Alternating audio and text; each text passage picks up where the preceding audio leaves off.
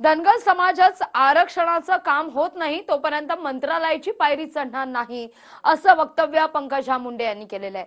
पंकजा मुंडे माळेगाव यात्रा इथं आयोजित धनगर समाज मेळाव्यात बोलत होत्या। दरम्यान राष्ट्रवादी काँग्रेसनं ही धनगर आरक्षण मेळाव्याचं आयोजन केलेलं होतं, मात्र राष्ट्रवादीचा कुणीही बडा नेता माळेगावकडे फिरकलाच नाही। दरम्यान भाजपच्या मेळाव्यात पंकजांसह महादेव जानकर यांची उपस्थिती होती।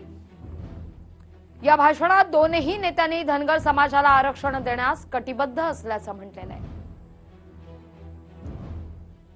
या सभेमध्ये जाहीर तुम्हाला वचन देते की धनगर समाजाच्या विश्वासाच्या जीवावर परत सत्ता परिवर्तन न करता सत्तेमध्ये भारतीय जनता पार्टीला आणायचंय, पण मी जोपर्यंत तुमच्या आरक्षणाचा विषय होणार नाही मंत्रालयाच्या दालनात मी प्रवेश करणार नाही। तुमचा विषय तुमच्या बरोबर दिल्लीला नाही, पृथ्वीच्या बाहेर कुठे जायची वेळ आली तरी तुमच्या बरोबर मी येईन। तुम्ही मला काही आहे राजकारणात काही करणार मेंढरा मागे चला तर मेंढरा मागे सुद्धा यायला तयार आहे। तुझ्या घरी 50 वेळा मीटिंग झाल्या रात्रीच्या 3-3 वाजता। टेक्निकली कुठे अडचण येऊ नये, हा समाज भोळा बाबडा आहे। कायद्याच्या कचोटीत कुठे अडचण करू नये म्हणून आम्हाला वेळ लागला।